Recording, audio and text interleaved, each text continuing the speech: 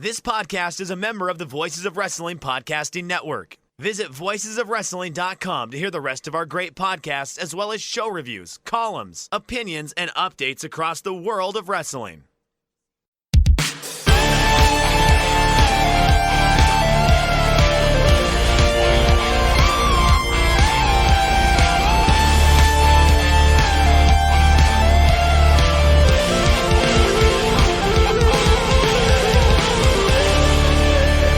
Welcome, ladies and gentlemen, to another episode of The Good, the Bad, and the Hungee on the Voices of Wrestling Podcasting Network. And if you're listening on the Voices of Wrestling feed, please feel free to jump over to our solo show feed, The Good, the Bad, and the Hungee, to help us spread the word on this show. Do all the fun things like 5-star review, all the good things that help us spread the word of this podcast, and we would greatly appreciate it. And that is your host, Tyler Fornes, and co-host, Fred Moreland, who was at Dynamite last night in one of the more unique experiences that you're going to have in professional wrestling. How you doing, sir? I'm doing well. Yeah, that was a very unique show that hopefully no one really has to experience again anytime soon for, pretty obvious reasons, the circumstances causing it to be so special. But yeah, I thought they handled the whole situation with paying tribute to Jay Briscoe really well. And there was a lot of emotion in the room, very genuine from the fans. And yeah, we'll get to that more in a bit. But yeah. Mm-hmm. How did you feel about because I think we need to talk about this elephant in the room, Fred, the seemingly 180-degree turnaround from Warner Brothers Discovery, allowing this to happen after not allowing it last week. Are you putting this more on public pressure, or are you putting this more on, hey, we actually have time outside of a chaotic 24-hour period to actually gather information and realize Mark didn't do anything wrong other than be a blood relative of Jay Briscoe when obviously Jay made those tweets, and that was what we presume to be 100% the reason why he was not allowed on AEW television. Like, how are you viewing this? I listened to the Wrestling Observer Radio Tuesday morning from the night before, where Dave Meltzer and Brian Alvarez did their post-Raw show, and they were going through the mailbag, and they one of the questions they got in the mailbag was, will Mark Briscoe be allowed to be on AEW television moving forward? And Dave Meltzer, if you don't listen to Dave Meltzer, Dave Meltzer is a singular person when it comes to communication. It's the best way I could put it. He's just very blunt and God, I don't even know. I mean, literal doesn't feel like the right word. But he just very bluntly said, well, no one's going to like my answer on this, and pauses for a second and says, yeah, they're not going to let him on TV. And Brian Alvarez was like completely flabbergasted at it and asked him, why? And Dave and his I can't say, but I'm trying to answer your question anyway way. Like a step away from. Have you ever seen? Oh God, what was the Watergate movie? The name of which I am blanking out on right now. All the President's Men. Yes. You know how they go to? There's so much of the movie is based around talking to, whether it be Deep Throat or other sources, and getting information inexactly. I remember at one point there's a scene where they're talking on the telephone and trying to get a guy to give information. He's like, I can't tell you anything. And he's like, well, listen, how about if I just tell you something, and if you don't say anything, that means it's true. Just like these games that people play so that they can confirm information without while being able to say that they did not give that information, right? Meltzer plays those games sometimes. And what I'm getting at is that he's trying to say that there was some other issue that I don't think has still come out. That was the reason that Warner Brothers wanted to keep Mark Briscoe off TV. It's never been elucidated, and I have a couple guesses. One being that he's Mark Briscoe. If you just look at him, that checks off every negative redneck thought you probably would have. It's not fair, and it's also pretty stupid. But that's a possibility I'll chalk up. The other is that the only other thing I can think of is that like 15 years ago, they wrestled in Confederate flag themed gear sometimes, which I wonder if that was part of the issue. But, regardless, so I went into the day on Tuesday thinking that there's no way we're going to see Mark Briscoe or get a proper on TV tribute to Jay Briscoe. And then like 3 hours later, it's announced that they're going to do Mark Briscoe, Jay Lethal as a tribute match to Jay Briscoe and have this be something of a tribute show to him, which is undoubtedly the right move. And Meltzer has reported that there was a lot of fighting by Tony Khan to get this done. And so I think that's the major reason, is that Tony Khan just would not give up on this with the Warner Brothers people. And it's very obvious he wants to have a good relationship with them and that he has cultivated a good relationship with them. But he was able to convince them to allow this tribute to the Briscoes to go on TV and for Mark Briscoe to be part of it on air. So I think that's what happened there from what I've been able to see. I don't know that the public pressure had much of an effect, given that they also went ahead with airing Power Slap with Dana White plastered all over the place, including, I guess, in the opening, like minute or two of the show, saying sometimes, like Dana White himself, who just slapped his wife on New Year's Eve in public, saying sometimes it just feels good to slap someone you don't like, which saying it's tone deaf is just, that's kind of underplaying it. Like, I can't put into words how preposterous and shitty taste that is. So to have that going on while at the same time saying we will not allow you to air anything about, Jay Briscoe's death is really hard morally to account for or justify. I don't think it's justifiable at all. And we talked about this a little bit about making amends for your wrongs. And I think there's no question Jay Briscoe really tried to do that and really tried to better himself. And I think you can look around a lot these days and find people that do something wrong and they're unapologetic for it. They play into it. They try to use that to milk money, even to make money off of it. From various political angles, right and left and otherwise. And Jay Briscoe was the exact opposite of that. And it really sucks what happened to him over the past year, how he wasn't able to be on TV because of those mistakes. And despite what he had done to try to make up for it.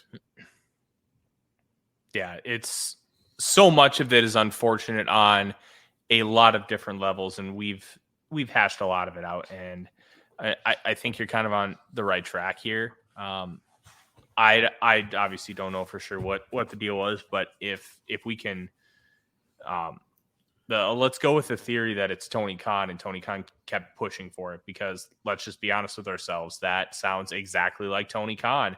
He realizes that this is the right thing to do, and he's going to push forward and try to make sure that he does the right thing. And we've seen other instances of it too. Yeah, exactly. I was actually getting ready to cut you off to bring that up because I'm rude.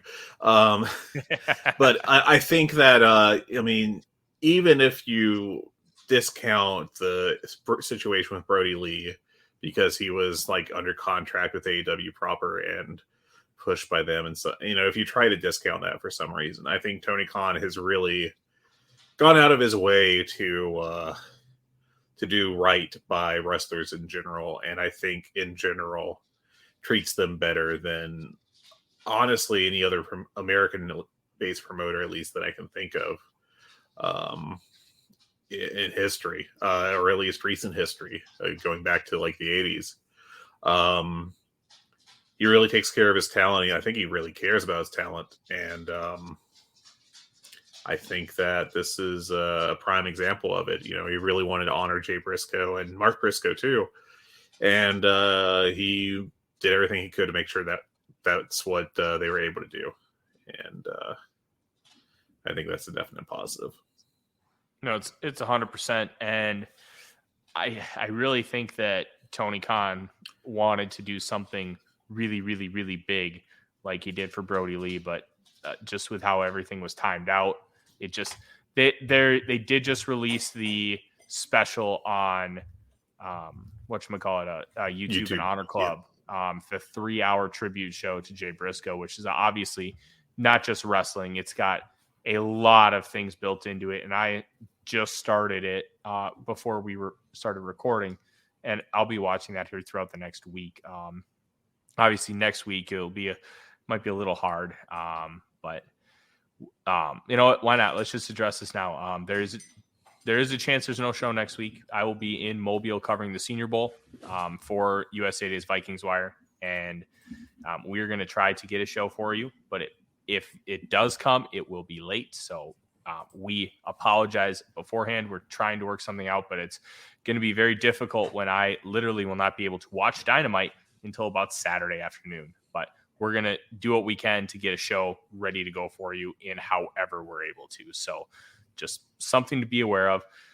Fred, unless there's any other real pertinent news other than whining and complaining about how Dana White sucks, which I think we could do all day. Oh, I'll complain about him until how much time we got. You want a 5-hour podcast? Listen, we're not Joe Rogan. We're better than Joe Rogan. We are the good, the bad, and the Hungee, and we're here to talk about some all elite wrestling. I do think there is one other news story that I'll touch on briefly, which is there's a report from Fightful Select that Brian Cage's contract is set to expire in a few weeks.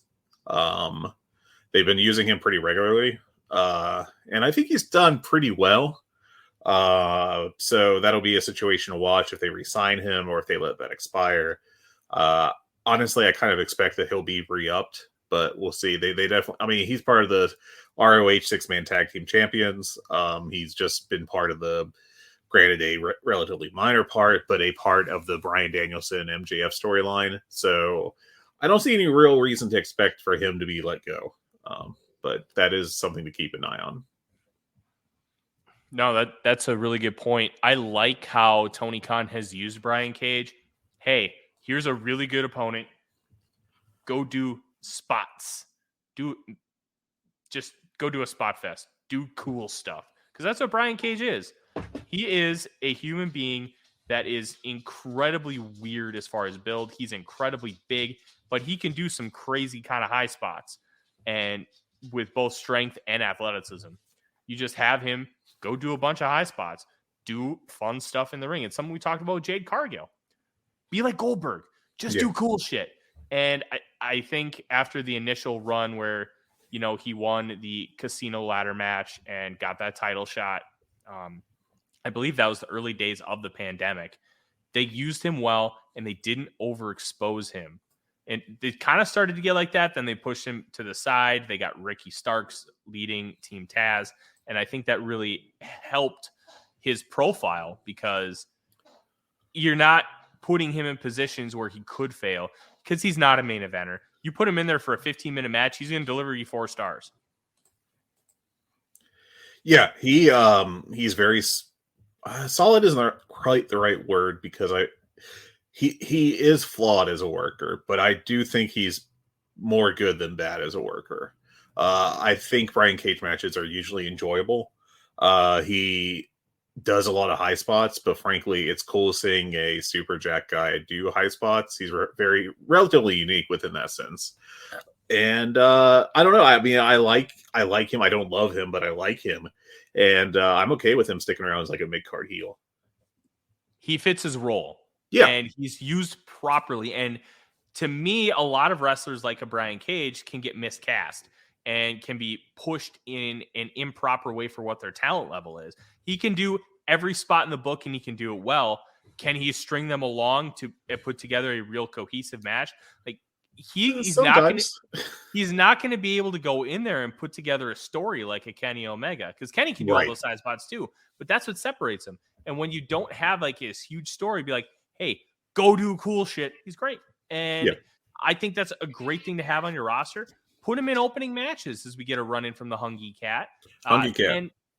And I think he's great for ROH, and he's great in his role in the embassy.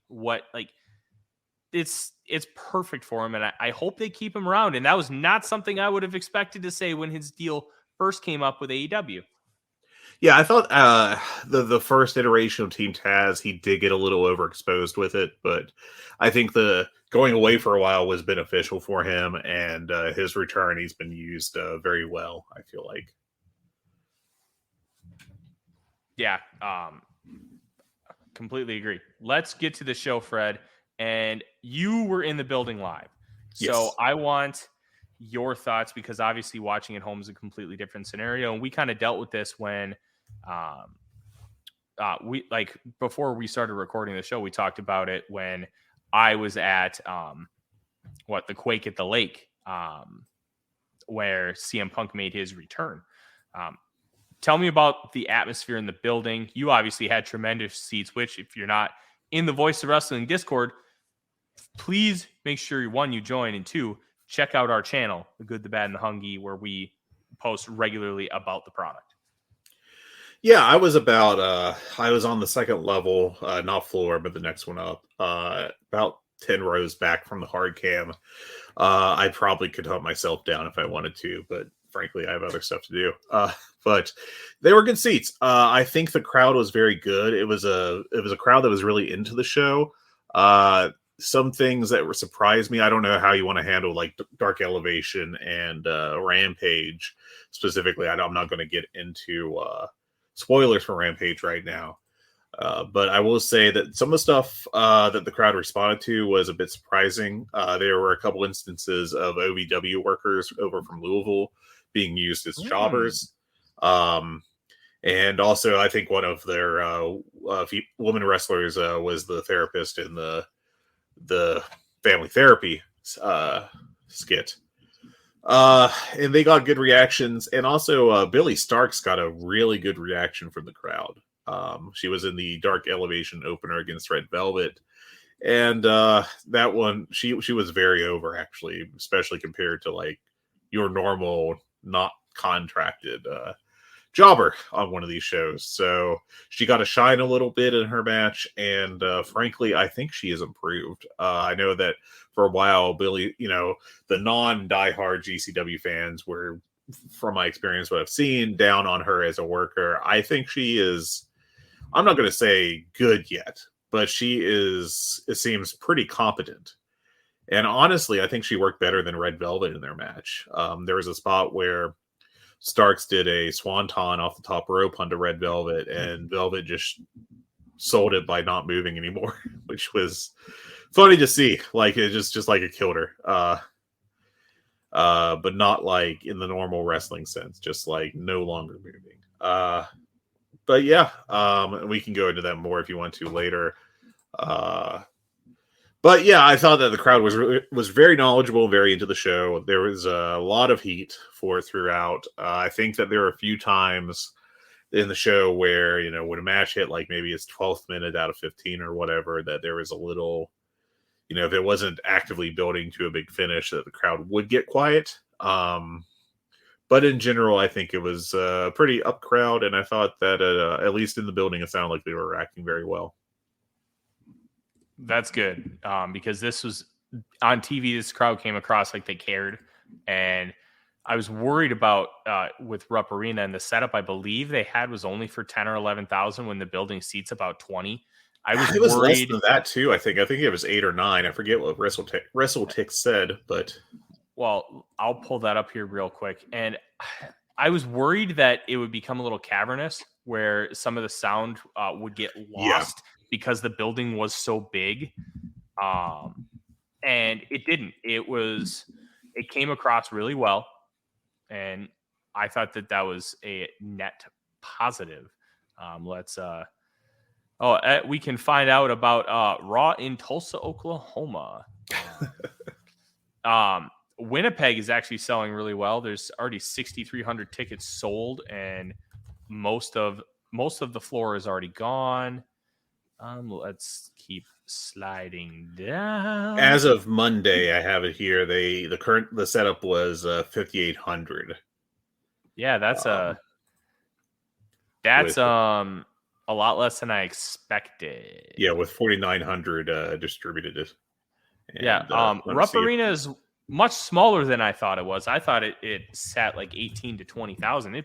Based on this look, it probably only seats like 13, 14. It maxes out for basketball according to Wiki at 20,500. So it can get big. It does go to 20. Okay. Yeah. Let's see. Yesterday morning's update was set up for 5,900 with 5,200 distributed.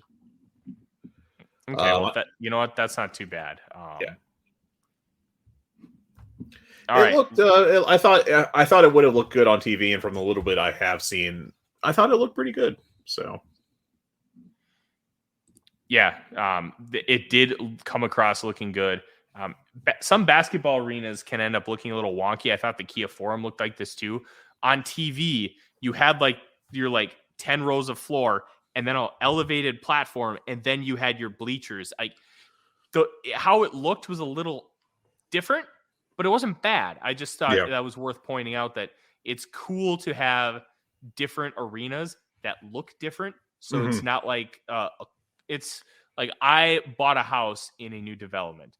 And even though these houses are kind of cookie cutter, there's 10 different floor plans and house setup. So they all have 3-car garages, but they all kind of look a little different. So it at least feels different. And that was kind of how this arena felt to me. Yeah. Cool. All right, let's get to the beginning of this match. And we did not waste any time. There was no pyro to start the show. We were already doing the Les Sex Gods entrance with Chris Jericho and Sammy Guevara, with Daniel Garcia coming up with them against Action Andretti and Absolute Ricky Starks. And something that you were not aware of until I told you last night, Fred, they really put over the fact that Daniel Garcia was wearing new pants during his match with Action Andretti on Friday on Rampage, and making reference to kind of that was why he lost the match. And I found that very interesting because it was like they were kind of burying Action Andretti a little bit in the match. Like, hey, he beat Garcia, but it was only because Garcia was wearing new pants. Yeah, I know that they really played up the pants on both last Dynamite and Rampage. So I'm not surprised that they kept playing that angle. I imagine that this is going to eventually set up a split of Daniel Garcia from JAS. But it's just a matter of time until they pull the trigger on that, which I don't think will be particularly soon. But yeah, very, very interesting. I don't think it really buries Action Andretti. From what I have seen, it certainly didn't feel like they were making him look lesser in the building. I'll say that. Okay, well that's good. I thought that was interesting, and kind of as this match played out, we'll jump to the finish. You had Action Andretti trying to go for finisher, and Guevara kind of escapes. Daniel Garcia hits him with Floyd the bat, and Sammy Guevara gets him with his, I think it's a go to hell, the GTH, where it's, yes. Yeah, it's his modified version of a go to sleep. It's kind of sick. And then they get the 1, 2, 3. Ricky Starks did hit a big Rochambeau on Chris Jericho towards the end of the match on the outside, and that exchange kind of left him incapacitated a little bit. Overall, I thought this match was good. They were intentionally trying to get Action Andretti some shine, and I think it worked. I don't know where this whole thing is going, and that's one question I have for you, Fred. Where obviously it's great that Ricky Starks is getting TV time. Action Andretti getting TV time is an added bonus with this whole thing. But where's this feud going? It feels a little directionless at the moment. It just feels like we're kind of stalling out and hoping that we can continue to build towards something. Maybe it's at Revolution. It feels weird to me. My presumption is that it is going to build to Starks versus Jericho on the Revolution card. Because it felt like from the beginning this was we're going to break Starks through by having him eventually beat Jericho 1-on-1. I don't know how Andretti fits into that. I think they did a really good job of getting, the initial match with Jericho was masterful and really did a great job of getting Andretti over. And watching Andretti since then, I think he's a very competent worker, especially relative to his age, who needs to develop a little personality and work on his promos. What he's doing right now is like very average Attitude Era style promos. And I feel like it feels a bit out of place. But he also only has a couple weeks of experience of cutting promos in a big TV company. So I'm not expecting him to like be ready to go right off the bat. He's not Ricky Starks. Ricky Starks was ready from the day he set foot in AEW for that kind of stuff. But yeah, I think it's very much Andretti. Starks is going to be the breakthrough guy here. I'm going to be very interested to see where Andretti is in 6 or 12 months. Because I think that he's a promising talent who could get lost in the shuffle, which I think is obviously not what you want to do when you have someone, get put over like he did initially, or was initially. And, but I could see it happening because, he's very good, but I don't know that he's necessarily great in anything. Would you, if it was left to you and this feud was over and Tony Khan comes to you to book the next pay-per-view cycle and tells you that you have a choice of one babyface guy to get over in a singles feud, would you choose Action Andretti or Dante Martin? Dante Martin, but yeah, the tough part about Dante Martin is you have Darius and sure. that tag team. I would probably put over Top Flight as a legit tag team. Oh yeah, but ignoring all that, like if you just had to choose one or the other, Dante or Andretti. Dante Martin, the things he can do are for what his body type is, because he is a tall, lean guy, and he can do stuff that like better than what Rey Mysterio was doing when they were similar ages. And you're obviously crossing eras, and things are just different now for high flyers than they were back in 1997. But what he can do for his size is truly remarkable. And the in-ring work that he got against some really good competition, multiple matches with guys like Jon Moxley, for example, I think is an example of they want to continue to build this guy up. And they intentionally did not have him sit out when Darius was out with his multiple injuries. They featured him on television and in prominent spots. He was main eventing rampages. And whether you want to actually do the real main event or the true main event to open the show, because it's at 9 p.m. Central Time, and that's kind of like the back end of what you would consider prime time. And that's when a lot of people are going out, they're slowing down their TV watching because it's a Friday. You just do things on Fridays. That's how American culture is. I think that's not a mistake. I also think while Action Andretti, I think, can be good, I don't think, based on the little information we have, his ceiling is anywhere near that of Dante Martin. I think Martin, as a high flyer, it's extrapolating a little bit. I think you could see a path where he's a world champion someday. I don't get that sense with Action Andretti. I get that he's probably capped out as an upper mid-carder who makes maybe a pay-per-view title challenge, but I don't see him reaching that upper echelon where I see it with Dante Martin. Well, I was going to go through a couple other examples I came up with just to see where we thought Andretti fit in. Okay, so what about Darius? Would you go Andretti over Darius in a singles push, or? I'd probably still go with Darius, but the one thing that worries me with Darius is the two major injuries, the torn ACL, and then I think his second one car came crash from a car crash, which that's a completely different thing than getting injured in the ring. You get injured in the ring multiple times, it's going to be harder for a booker to push you. Yeah. But I would probably lean Darius at that point. Okay. Daniel Garcia versus Garcia. Andretti. I'd push Garcia probably over everyone else on this roster. Wheeler Yuta. Bandito. Dalton Castle, who I know is older, but still. I would push Action Andretti because I don't think Dalton Castle's knees can hold up. Or his back. That's fair. But yeah, like my point is that like he's in this mix with these other guys. And he's just not there yet. And he's not there yet, and that's okay. It's just going to take some time. I just, it's a thing to consider with him is what's next for him and how that's going to go for him. And I think that's, that's pretty fair to have some concern about, in my opinion. Here's the one thing I do like about the fact that he's included in this feud. You needed to pair Starks with somebody to go against the Jericho Appreciation Society. You have Action Andretti, who Jericho obviously wants to put over and believes in. And you're not taking somebody else away or creating some kind of a weird alliance where, hey, Pac is going to come in and team with Ricky Starks. Right. That doesn't make any damn sense. Like, in canon, it's just two guys who have the same enemy.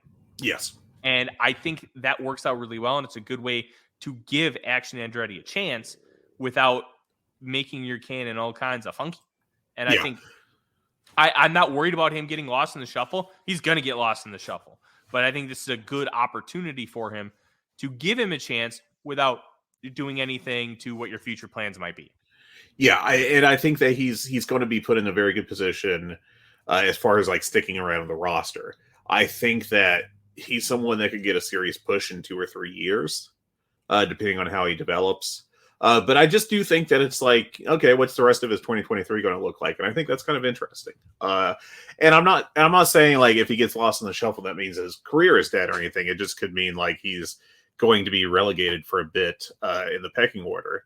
But it's, it's just, I like considering I don't like fantasy booking. That's not what I'm trying to do here.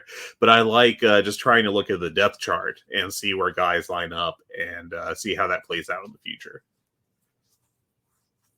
I think that's a really good idea because it helps give us a sense of where things are trending. And that can mean a lot in the wrestling business because 2-3 months can completely flip the script on a man or woman in this business. Anything else that you have from this match that you noticed in the building? I didn't take notes because I'm not that big of a nerd. Wow, disappointing. I know, right? How could I ever become the next Dave Meltzer? I thought it was a good match. I thought it was very solid. I liked the end and how it was done. Just because JES are jerks. Sammy still has that I hate you heat. Not like what I would call necessarily like normal heel heat. It's still some of that you kind of got gross in public heat that was very unique to him for a while, and I think that's still a bit of a thing with him. But I thought this was a very solid match. Went 3.5 on it, and a perfectly cromulent opener. I think it was a good opener, not order. It got heat, and it really set the tone for the rest of the night. But we kind of got a little teary-eyed here. We had a really nice video package honoring the legacy of Jay Briscoe. And I thought that was incredibly well done. It was heartwarming. It was honest. And it showed a lot of different sides of not just the wrestler, but the man. And I thought, like, considering you're doing a 3-minute package for TV, I don't know if you could have done one much better. Yeah. They played that package, I think, 3 times last night in the arena. Once, I think, before the show and twice during. One of which may have been during a commercial break. I'm not sure. But yeah, I thought this was really well done and a very nice tribute to Jay Briscoe.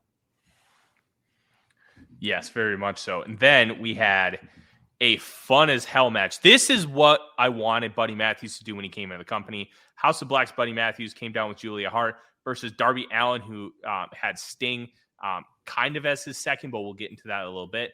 Buddy Matthews was wearing like the half face paint like Darby Allin, and these two just get into it really quick. What was really interesting is they sold that Darby was wrestling a lot, which he was. He was obviously in Keiji Muto's final official Pro Wrestling Noah match with Sting. And they had Noah footage on AEW TV, which is something that's worth mentioning. And they had more Noah later on in the night. We'll get to that. Darby had his upper right thigh taped up, and they made a point of that on commentary. But the lights went out, and the first thing I said was Sabu. No, it wasn't Sabu. We knew it was House of Black. But not only did House of Black show up, so did Sting with a baseball bat. And Sting ended up taking out Brody King. And then Santana came out to take out Malachi Black. And Ortiz, not Santana. Oh, and I even got the Proud and Powerful voice mixed up. I am on one today. But they took them completely out of the match. And then Darby Allin ended up getting the win. Was it a roll-up or was it the Last Supper? That one I don't remember. I can't recall offhand, unfortunately. Part of not having the best memory is forgetting that. But I do remember it being a very good match. I was very worried. He hit the coffin drop. Yeah, he did the coffin drop because Buddy was bent over the ropes into the ring. That was a very unique finish. I like this a lot. I was a little worried about the placement of the run-in and how that would affect the match, which ended up not being a problem, in my opinion. A lot of the crowd did not recognize who Ortiz was, or at least in my section. Didn't know who he was. And part of that, I think, is that he's mainly been on Rampage, but I also think he doesn't really have a unique look or something that makes him pop out right now. I remember, if I'm right, I think he used to have the afro, right? Or the puffy hair, is that right? And this version of the look of Ortiz is a little different than what we saw about a year ago. Yeah. And I think that he lacks, or at least in this run-in, in the arena, he lacks something that would like easily identify him. Just something that it seemed to be the case, at least. But I like this match. I agree. When he was teaming with Santana, they had obviously I can't remember if they're Puerto Rican or Dominican, but they're Puerto Rican, I believe. They always have the flags with them. They always have bandanas. And even though they usually wore all black, those colors popped. And they were a little something to help identify them. Like one of the things when I watch prospect tape is you always look at the player and you try and look for little things to identify them, like a towel, how high their socks are, their shoes. Is there something different? Are they wearing an armband? Do they have an elbow sleeve? So you can identify them easier. Sometimes you can't see their number very easily when they're just lining up waiting for a play. And that can be a nice indicator for fans. Like John Cena with his stupid bright shirts. You always knew it was John Cena because he always had those bright shirts. And I think that is something that could have really helped Santana in this spot. Sorry, Ortiz. I got it wrong again. One of the best things about mid to late 90s WWF is that everyone had a unique look and feel to them. And I do think that is a small thing that can be forgotten sometimes. Some promotions, if you're not like closely following them and you pop in, there's like 10 guys that can probably blend together sometimes. And you're just like, who's this, Jag? Because I don't know who it is. I think in general, AEW has done a very good job of having unique characters and having people stand out against the rest of the roster. But I worry a little bit about the current Ortiz situation where he's just a guy that hangs out with Eddie Kingston, but they don't like each other anymore, I guess. Mm-hmm. Yeah, I'm intrigued to see the direction for Kingston because he's kind of been dealt a shit hand, but some of that he's done to himself. Mm-hmm. So how they kind of remedy all that is going to be interesting. After the match, Tony Schiavone went to the ring to interview Darby Allin. Samoa Joe interrupted on screen saying, Darby, I'm coming to take everything from you. Know this. I'm coming to take back what's mine. The king will not be usurped by a man like you. You will learn that winning that championship was the biggest mistake of your career. And it got announced later that next week on Dynamite, Darby versus Samoa Joe. No holds barred. And I would assume that that's going to end this trilogy. And possibly someone's life. A little part of me wants this to be a write-off for Darby Allin so he can have a break and heal up. Oh, yeah. Plus, the King of Television gimmick kicks so much ass. But it could easily be a Darby win. So that's going to be one to watch next week. Next up, Jungle Hook is back, which good. Jungle Hook rules. Versus All Ego Ethan Page and Matt Hardy. And they come out to Matt Hardy's music at first, and then Ethan Page and Stokely Hathaway are just big dicks, which was a lot of fun. The match itself was okay. And it ended with a snare trap where Jungle Boy made Ethan Page tap out after Hook swept out Matt Hardy's legs when he was on the apron. Shivani had a good line. I think Ethan Page's ego really cost him that time because before the tap out, Ethan Page forced Matt Hardy, who had control in the ring, to tag him in. That's kind of turned the momentum of the match. Yeah. I thought this was a very enjoyable match. I went 3 on this one, 4 on the Darby Allin match. I don't think I said that, but 3 on the Ethan Page tag. I thought, I was thinking about Ethan Page some because I feel like his initial run with Scorpio Sky and Dan Lambert was a real bust when he came in, outside of the Darby Allin match where he was allowed to just commit murder. And of course, I mean, I think that I could, if Darby Allin bumped everywhere for me, I'd at least get to 2 stars as a fat non-wrestler. But Ethan Page has so many tools, it feels like, and just does not have, they don't add up to a star level. And it's very interesting. And I think he's at least settled into a spot where he can be like a mid-card heel competently in AEW. But I don't know that he's the best option for those spots. And I don't really see him getting terribly much better. He had a good match a couple weeks ago where he just threw whoever he was wrestling around. But then this past Rampage, with the Jack Perry match, it was a very bland, like 2 3/4 match. And I don't know, man. I think he's really interesting, but not in like a necessarily good way. Yeah.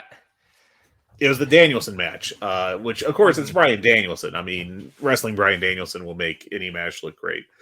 But Ethan, I thought, a 4-star match to Bryan Danielson taking a nap with his daughter on the couch. Pretty much, yeah.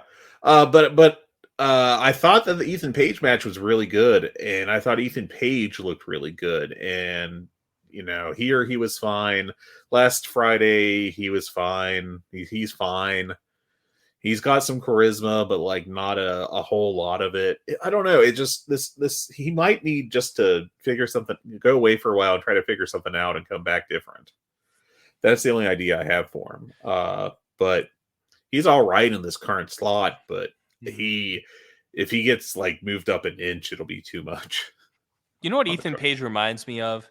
If you give me every prime tool to dig out a foundation of a house and pour the concrete, and then ask me to go do it, I won't know what the hell to do, because I have no knowledge. It feels like Ethan Page has been given every little piece of equipment he needs to be a great professional wrestler and doesn't know what to do.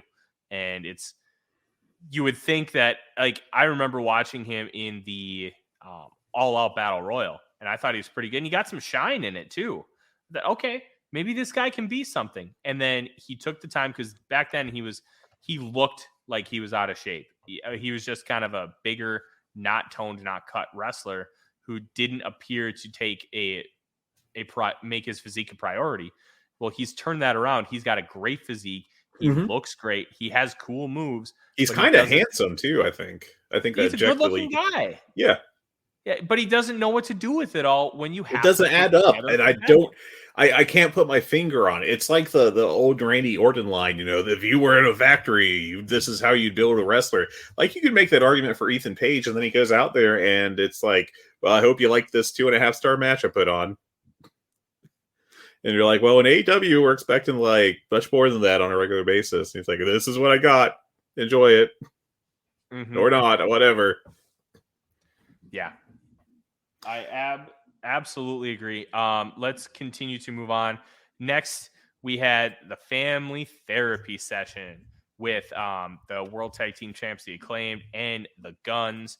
And Daddy asked that Austin Cole took the easy way out at the end of it. And it's like, what is that you want?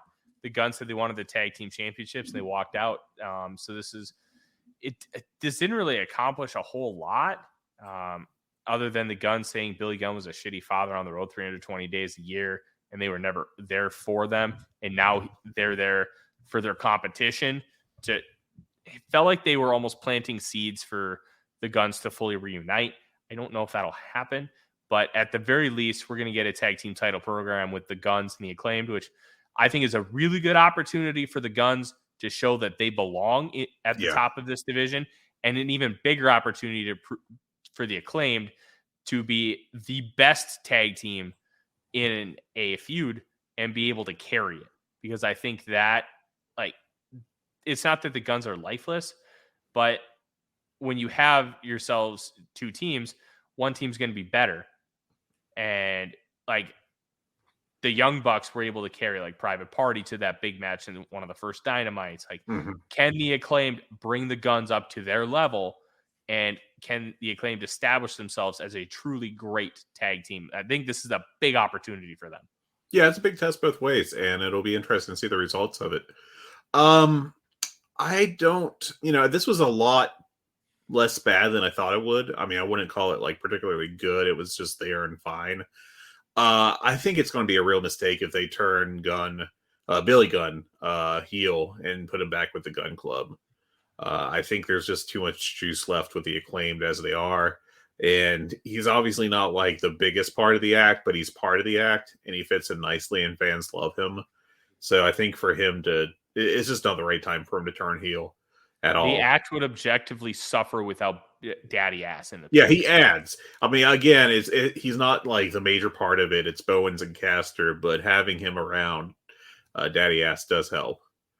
But yeah, I mean, I think the Guns have shown some signs of improvement.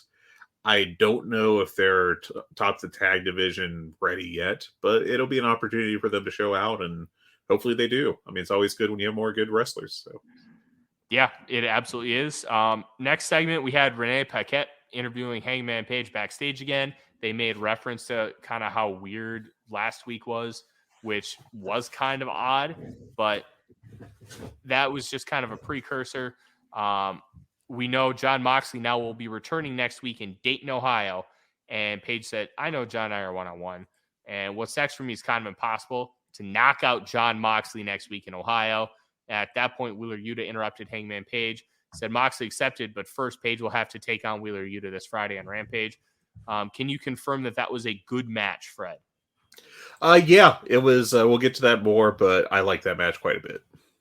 Good. What do you think about Hangman Page, even as a babyface, leaning into the fact that he wants to knock out Jon Moxley?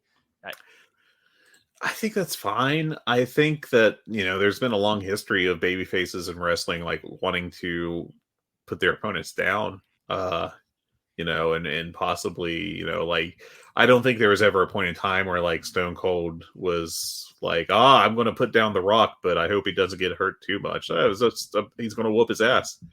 And that was the whole character. I think that's kind of how it goes throughout the history of wrestling. I didn't feel like it was like, I don't know. I mean, it didn't strike me as a weird thing, but maybe I'm alone in that. What do you think? I thought it was interesting. I really feel like they're trying to paint shades of gray with this feud, where you're not necessarily, you have two incredibly popular wrestlers, and you're trying to give reasons to both sides to believe that Jon Moxley's the bad guy and Adam Page is the bad guy, and vice versa being the good guy. And I think painting those shades of gray on both sides is going to be objectively great when you get these two guys in the ring, or hopefully at Revolution, and have some kind of big blow-off match.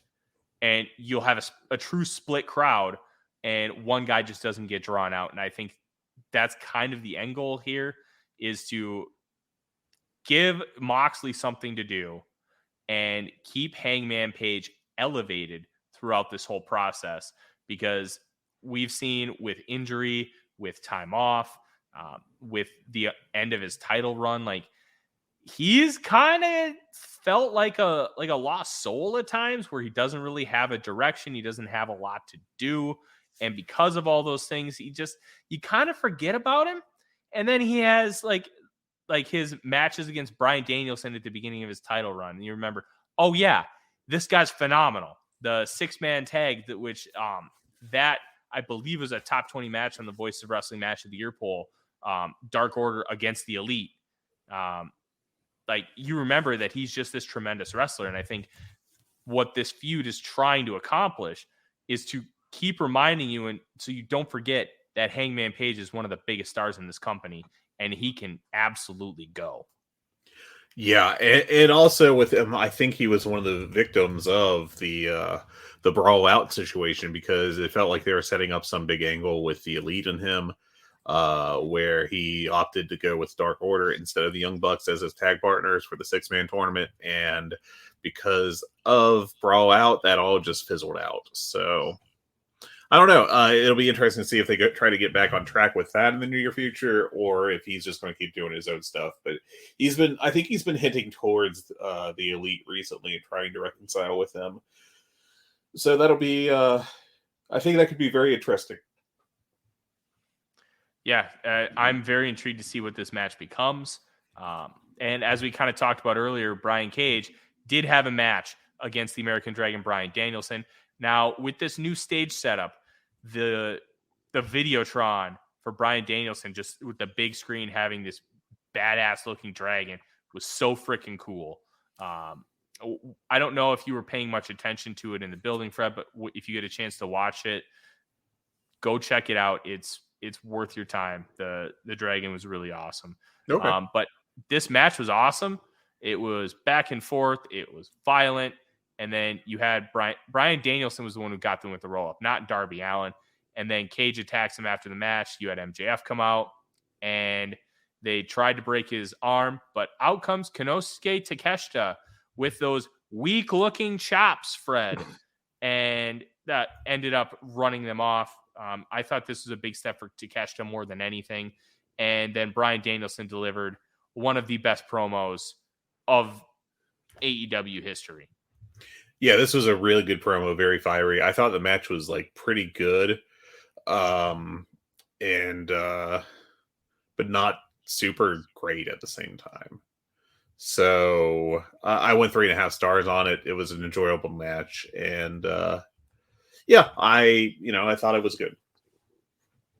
Yeah, I think this was just a gateway to get to the post match, and MJF obviously running like a coward because of the man he calls Takeshita. And he did cut a promo after the Tony Storm Ruby Soho match, which we'll talk about here in a little bit. But yeah, obviously the promo, Bryan Danielson saying that you can't take me out. I'm still going to wrestle. I wrestled 60 minutes with a separated shoulder. Like, you're not going to be able to take this guy out just with a couple cheap shots. He's going to keep going it. This is going to be continuously fun to watch. And as I said, the next match was Tony Storm versus Ruby Soho. And this got really interesting at the end. This was supposed to be a 3-way with Dr. Britt Baker, but Britt Baker had an injury, which I believe she suffered on Dark. And it was a nose injury with, I think I'm right there. I think Billy Starks busted her nose open, yeah. Billy Starks. Yeah. Who could have imagined that?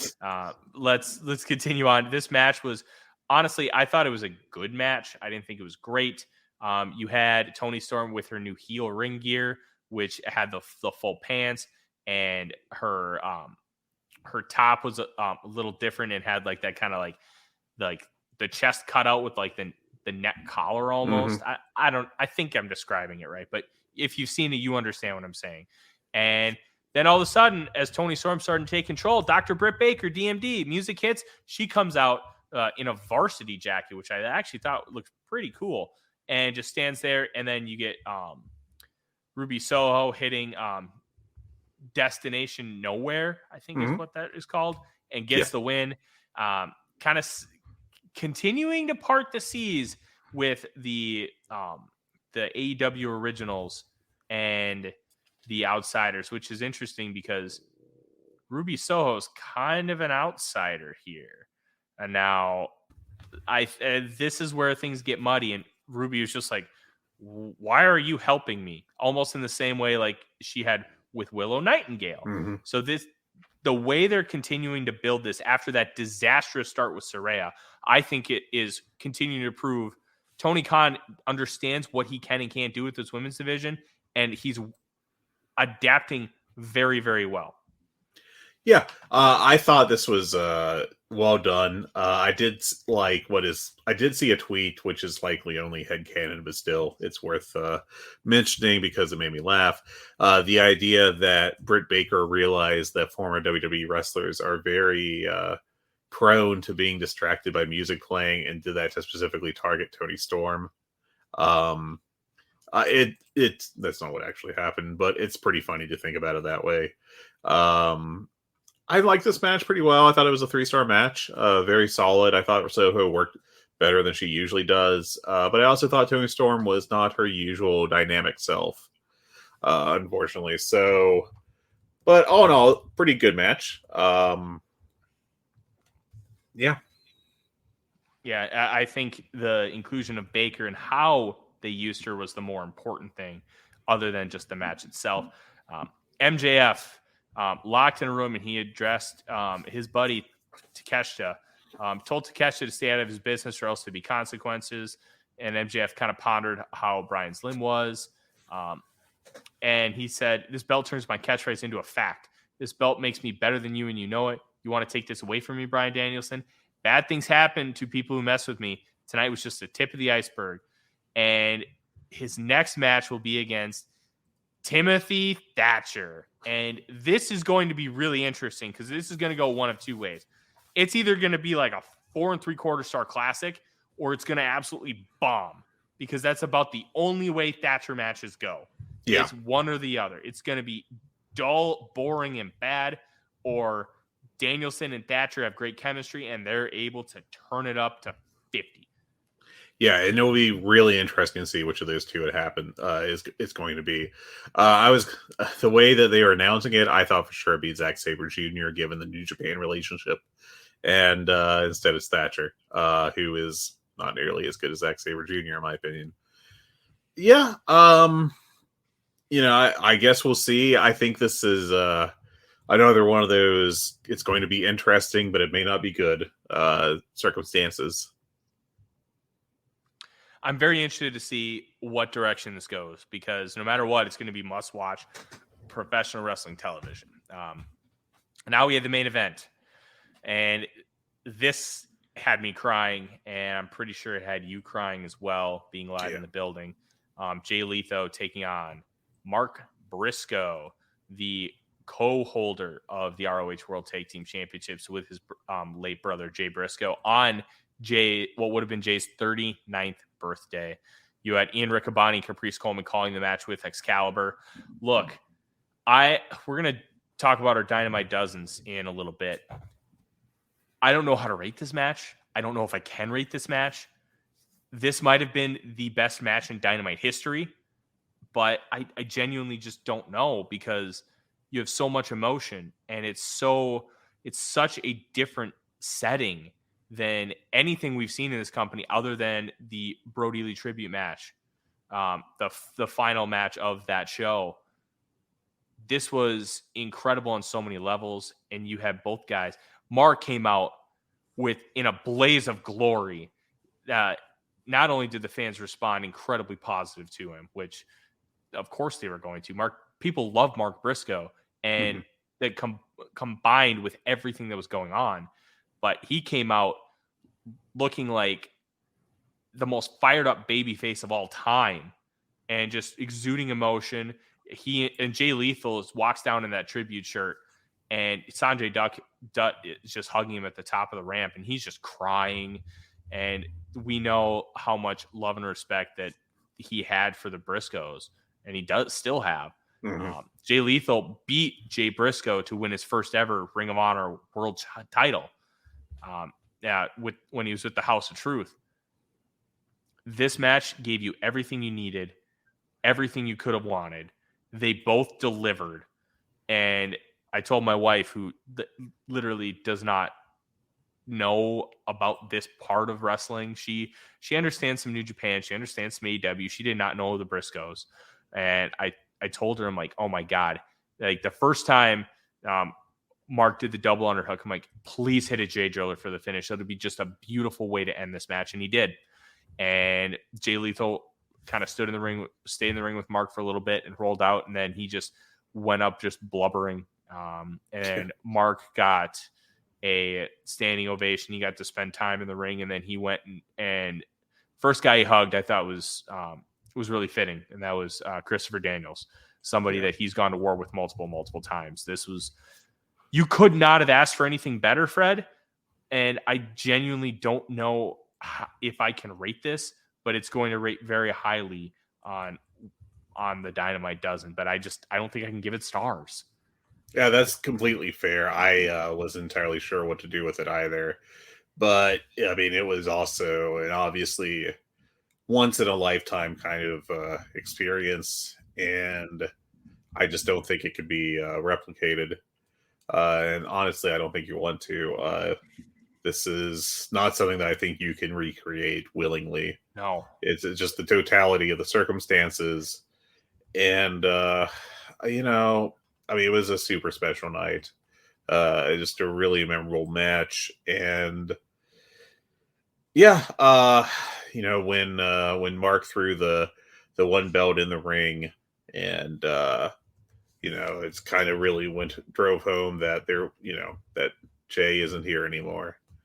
That was extremely sad. I teared up really hard on that. And yeah, I don't know what else to say. I mean, I thought they worked really hard. Jay Lethal going from basically sobbing into a arm drag like immediately was just wild to see. But yeah, special in ways it should never have had to have been. Yeah, and exactly. It makes the Brody Lee thing is the closest thing I can think of. And when I was a kid, my favorite wrestler was Owen Hart. So, I remember that Raw is Owen tribute show, which was really weirdly done in hindsight. And, just how emotional that was. And yeah. Yeah. Overall, this was a very powerful show. Advanced quite a few storylines. We won't dive into spoilers, but Fred, let's talk about the upcoming Rampage for Friday night. Did you think it was a good show, and what can you recommend? I did think it was a good show. Like most Rampages, it's kind of short. Should we just put a spoiler warning here? Like just outright, if you keep listening to the next few minutes of the show, it's going to be me talking about the results, or you just let's not talk results. Let's just talk about what we can recommend. Sure. I'll go over the card. I think that's fair because it's announced ahead of time. So it opened with Adam Page and Wheeler Yuta, and that was probably the second best match of the night. Really? Yeah, I thought so. I thought it was really, really great. I thought it was better than Darby Buddy. Yuta had a hell of an outing, and Adam Page was really good. It was a good, intense match. Best friends, which was Chuck Trent and Danhausen against Jay Lethal, Jeff Jarrett, and Satnam Singh, was, it's exactly what you would expect from those guys. Is this the first time we've seen Satnam actually in a sanctioned match? I think it's the second, if I recall correctly, as far as like TV. I know he's worked the dark some, but let me pull him up here on the old cage match. He has had 9 matches, and this was his third on TV. He did a squash with Jay Lethal of Davey Vega and Matt Fitchett, which is a really good indie tag team. And then there was also another one of these 6-man tags back in July. Wow, they did this again. Okay, where it was Chuck, Trent, and Orange against Jay, Satnam, and Sanjay. This was a lot of goofy fun. If you like the Danhausen shtick, you'll really like this match.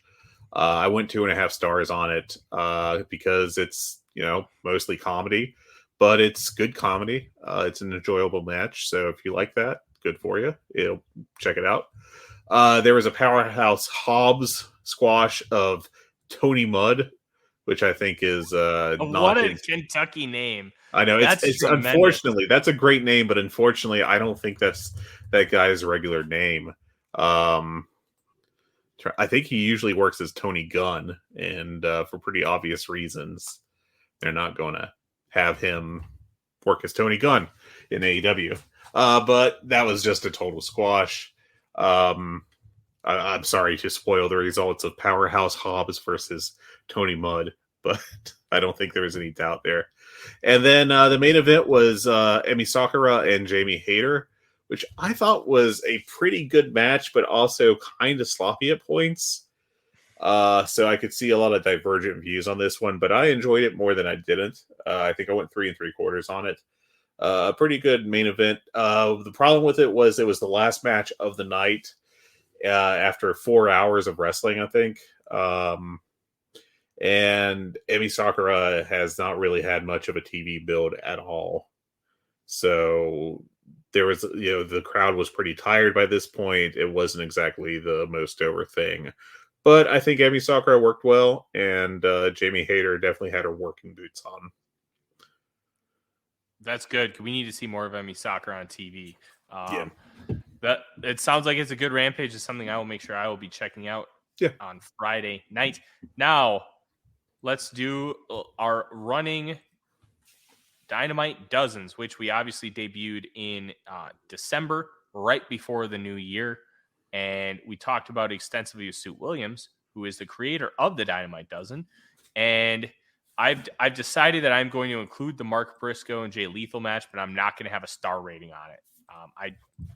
I just can't rate it, but it was very, very good.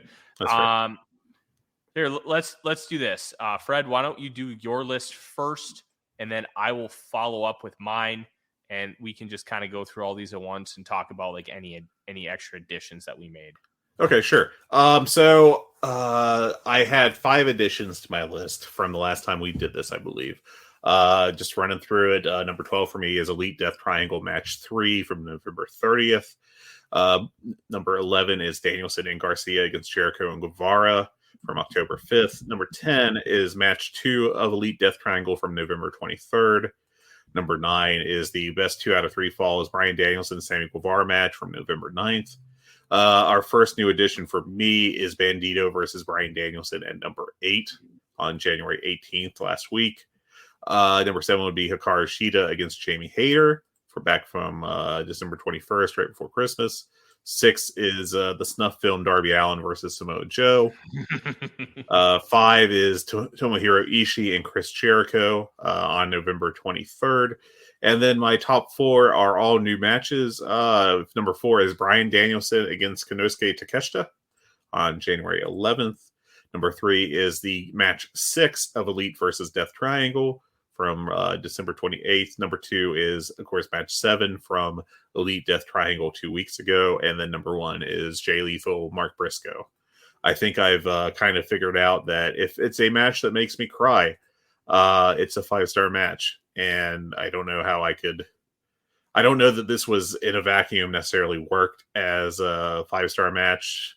It felt more like 4.5 or 4.25. But frankly, if you're just evaluating it that way, you're probably missing the point of it, because you should consider the totality of it all. And this was just an extremely special match, and it kind of is beyond star ratings, to be honest, but I went 5 stars on it, and I think it's been the best match of this cycle of Dynamite. Let me ask you this question. Obviously, we have a long time until this happens. Actually, almost a full calendar year. Yeah. What do you think this does in match of the year? It is January, and I think being in January is a double-edged sword. One thing I'll point out is the AC Mack Alex Shelley match from Beyond Wrestling IWTV. That did pretty well in the match of the year voting. I do have it was 49. Yeah, it was a really good match, and I think that's a perfectly 56th. Looks like I think that was a perfectly reasonable placement for it, but I do question if it would have been as memorable if that match happened in April or July. I think that there's kind of a certain subset of people that in January the new year flips over and they're like, I'm going to watch everything. I'm going to watch Ryushu Pro Wrestling or Ryukyoshu or whatever it is, or I'm going to go deep into Michinoku Pro this year. And it's just, and then after a few weeks of that, they get tired out and go back to what they're usually watching. I also think there's a possibility that if it's in January, it can be forgotten, especially if it's not like, one of the 3 best matches of the year in that company or something. Mm-hmm. But I think this Mark Briscoe match is going to be memorable for all the obvious reasons, for all the emotional reasons. And I think it's going to end up doing pretty darn well. I think top 25 is a safe bet, in my opinion. Yeah. It wouldn't shock me basically anywhere this ended up, because everything that it brought, the only thing I worry about is at the end of the year, it gets kind of forgotten about for people who don't put together their match of the year list. Like, as That's a do. fair point, but I think it's going to be remembered for, being Mark's debut on AEW. I think the whole drama with Warner Media is going to make it memorable. Maybe in not exactly the most desirable ways. Not that Mark or anyone else did anything wrong here, but I do think that when you sit down and do the year end, if you think about what were the big news stories of 2023, I think one of the bigger ones is going Jay to be Briscoe. this whole, unfortunately, Jay Briscoe's death, and also the kerfuffle with Warner Discovery initially not wanting to mention him at all on their shows and then reversing. So, yeah, it'll be interesting to see how that ends up, but we're quite a ways away from it. Here is my updated Dynamite Dozen. I had a few matches added on. We are now down to just 2 matches from the best of 7 series, as I had, I believe, 3 or 4 of them fall off here. The one of them that stayed is Death Triangle defeating the Elite in match 2 on 11/23. And that's your number 12? That is my number 12. My number 11 is MJF defeating Ricky Starks at Winter is Coming. Both those I gave 4 1/4. The next batch is 4.5. Number 10, Bryan Danielson defeating Bandito last Wednesday, 118. Number 9, Darby Allin defeating Samoa Joe in his hometown of Seattle. I gave that 4.5. And then the first match, Samoa Joe defeating Darby Allin on my birthday, 12/7. I also gave 4.5. Bryan Danielson defeating Konosuke Takeshita on 111 was at number 7. Action Andretti defeating Chris Jericho on 12/14 Winter is Coming is number 6. And the last 4.5-star match, Jamie Hayter defeating Hikaru Shida on 12/21 is at number 5. Okay, I think I screwed up because I have Darby Allin defeating Samoa Joe here twice because I'm an absolute idiot. No. With different star ratings too. Yeah, well, the 4 3/4 was the star rating I gave it initially. I don't. So, all right. Well, so we can just delete Darby Allin defeating Samoa Joe at number 9, and the new number 12, the Elite defeating Death Triangle in match number 3. 11's Death Triangle defeating the Elite in 2. We'll move everything else up a spot. Yeah. So what's your 4? I think you're at 4 now. 4, Darby Allin defeating Samoa Joe on 1/4, 4 3/4. Number 3, the Elite defeating Death Triangle in Game 7 on 111, 4 3/4. Mark Briscoe defeating Jay Lethal is my number 2. And my number 1 match is Chris Jericho defeating Tomohiro Ishii on the night before Thanksgiving, 11/23. I gave it 4 3/4. Woof, I can't believe I screwed the pooch like that, having the same match on there twice. I was prepping for next week on Dynamite when they probably deliver another 4.5-star match. No, number 11 is Tyler's fantasy booking of the upcoming Darby Samoa Joe. It's so good that it made its list.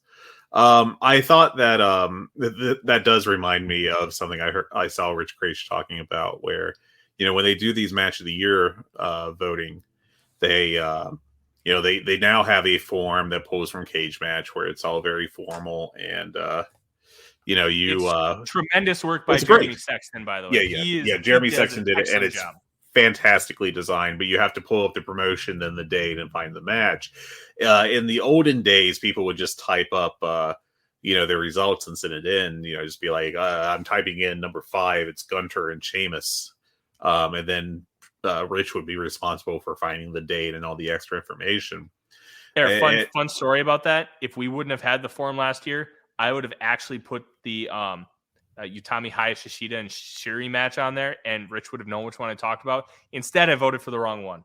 Oh, because I forgot what date that one was. But just imagine the hell of this year where somebody like just types in FTR Briscoes and then leaves it, or Elite Death Triangle even. Oh God, poor Rich. I can already hear it right now. Poor Rich. Alternate reality. Rich Craich would be in hell. Do you want to talk about the results so far of the match of the year voting? Yeah, let's do that before we get on out of here. I think. What were your biggest surprises, Fred? I don't know if I have too many surprises, to be honest. It's all about what I would expect. I was a little surprised, I guess, that the Canis retirement match for Dragon Gate wasn't higher. That was a 5. End up? I think it was down in the 70s, maybe. Let me find that if I can fast. Yeah, it looks like that was 79th. I just thought it would have been a little higher. That was another, this match made me cry, so it's 5 stars for me. But yeah, I think it's all perfectly reasonable. I don't think there's going to be a WWE match in the top 10 because Gunter, Sheamus. That was their shot. Yeah, that's 11th, and Cody and Seth was 19th. I think those are both really good matches, to be clear. I'll be honest. I thought the Hell in a Cell match would make top 10 because of Cody wrestling, one, as well as he did, but two, with a torn pec that looked like his arm was about to be like it looked terrible. Yeah. But it was terrible in the best pro wrestling sense. Yeah, and really, when you tear a muscle, like, you can't, generally speaking, make it worse. It's already all the way torn. It's not like he went in there with a partial tear and was hoping it wouldn't get worse. I mean, that sucker was just torn off the bone, which is what happens in a muscle tear. But yeah, I think the results were all pretty good so far. AEW wise, I think we're going to see Anarchy in the Arena in the top 10, and of course the 3 FTR Briscoes ROH matches in the top 10. I'm sure there's going to be a couple more AEW ones, but what am I not thinking of? Okay, so we think, and this was kind of crowdsourced by the Voice of Wrestling Slack. We kind of think we already know what the top 10 is going to be. It's going to be 3 matches from AEW, 3 from Ring of Honor, 2 from New Japan, 1 from Stardom, and 1 from Just Tap Out. Yes. And I love that we're going to have a Jun Kasai match in the top 10. It's a presumably Jun Kasai El Desperado is going to be up there, which is fantastic. I love it. I love it. Yeah. I think one of my biggest surprises when I kind of look at it, I was really hoping that Will Ospreay Orange Cassidy was going to be a top 10 match. That one just outside of it at number 15. Ospreay versus Michael Oku was at 13. I thought that one might make the top 10. I was really surprised Death Triangle versus the Elite from Full Gear was 14. I didn't think that was that great of a match. Like, obviously, you look at the teams involved. It was a great match, but on that level, I didn't think he was on that level at all. Well, as someone that voted for it in my top 10, if I recall correctly, I disagree, sir.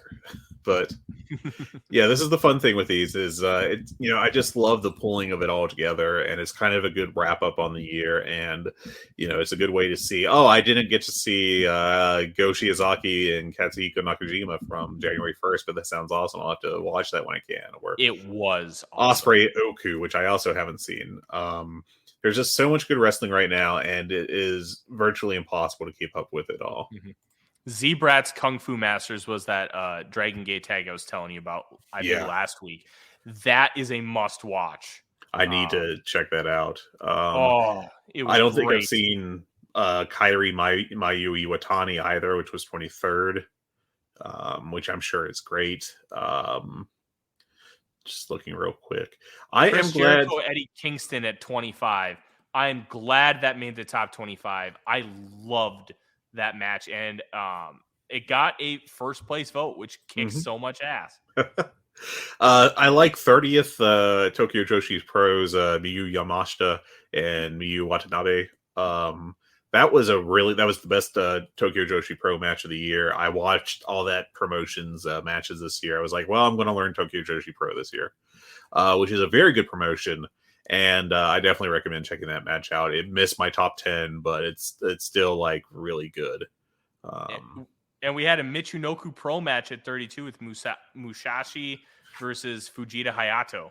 Yeah, that was another special match. That one made me cry too. Fujita Hayato made his comeback after, I think he had like a concussion or an ankle injury actually at first, and then he was diagnosed with a spinal tumor and missed like 4 years. And this was his comeback match. And I don't recall he was presenting the title in the aftermath of the match to Hayato, but that guy crying through the announcement was made it very memorable. But yeah, Josh Alexander, Mike Bailey, I think that may be slightly higher than I would have had it at 38, but frankly, they both had fantastic years, so I'm not going to complain about it. But yeah, I can't endorse, but I enjoy Sami Zayn versus Johnny Knoxville at 41. If you're going to view wrestling that way, then that has to be a top 10 match for you. It's not for me, but I get it. I really do. Mm-hmm. One I want to point out before we kind of wrap this up, and we give who we think are what we think will be the top matches of the year. Swerve in Our Glory defeating the Acclaimed at All Out got 18th. Yeah. And this quote from Sam Roberts, and I believe it is the Sam Roberts. I think this is a big testament to a good match. If you want to rewatch it, even more so if no matter how many times you've seen it, you're willing for a different outcome. A match that many were low on coming into All Out. This was the Acclaim's coming out party. I think that's a tremendous assessment of what this match was. Mm-hmm. And I remember being in the suite that night, and I was a little disappointed because my wife actually called me because we had just gotten OD and she was having issues. So I didn't get to get all of it, but the way the building came unglued as the match kept progressing, and we even opined about it because that was one of our first shows was talking about All Out and the fallout from it. Yeah. I thought that they should have made the switch in the building and said, no, we're going with the Acclaimed. We have to capitalize on this. It was that kind of momentum, and that they were obviously able to do it at Grand Slam, and they were lucky, and it didn't cool down. They didn't miss the moment. They were able to still capitalize it and then continue the story with Swerve and Keith Lee. But in that building, I have never experienced anything like that. Like, I was at the G1 in Dallas when the entire crowd stood up and gave Okada and Tanahashi a standing ovation when the bell rang just because they were there. Yeah. And I'll never forget how incredible the crowd was in Chicago that night. Yeah, that crowd was electric for that match. You could make an argument that it had the biggest reaction of anything on that show, which, considering it included a CM Punk World Title win in Chicago, is a crazy thing to say. But like, that was just the absolute peak of the Acclaimed as far as being a babyface act. And I mean, they've done very well since then, don't get me wrong, but like, that crowd, I think if you gave them the option of either the Acclaimed win or you all live, like, if they win, you die. Like, I'm sure a lot of people would be like, all right, we'll die, sure, that's fine. It was just a really unique atmosphere and really awesome too. Yeah, it was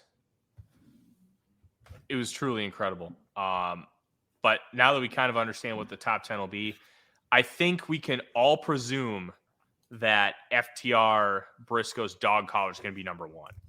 I think that feels like a safe bet. They kind of alluded to it on the flagship this past week. I want to go out on a limb, and I want to say Punk MJF is going to be number 2. Really, you think so? I do. Okay. Like, I understand Brawl Out was going to take that out of for a lot of people, but I think the Super Card of Honor match and I can't even remember the second ROH pay-per-view from July. which one that one was called?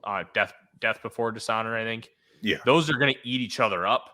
And I think more people are going to have the dog collar match as number one. And I think those two will end up falling a little bit.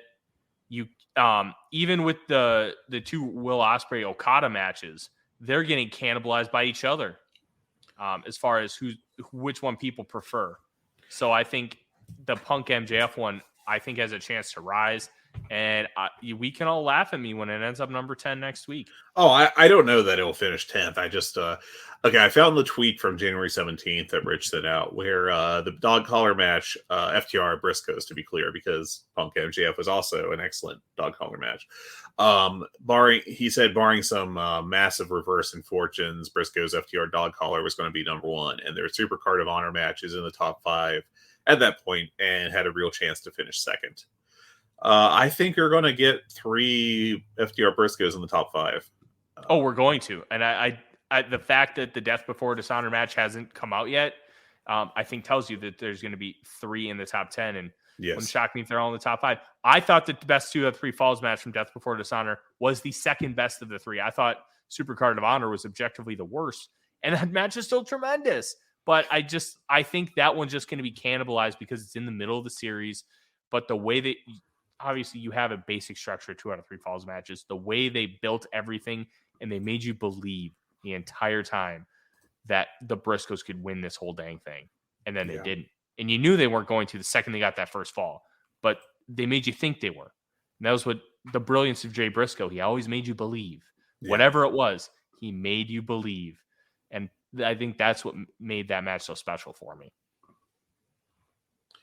Yeah, it was. I mean, it's the greatest trilogy in wrestling history. I think it's Okada Omega is the alternative, but I think with what's happened, I can't say. I think I got to go with FTR.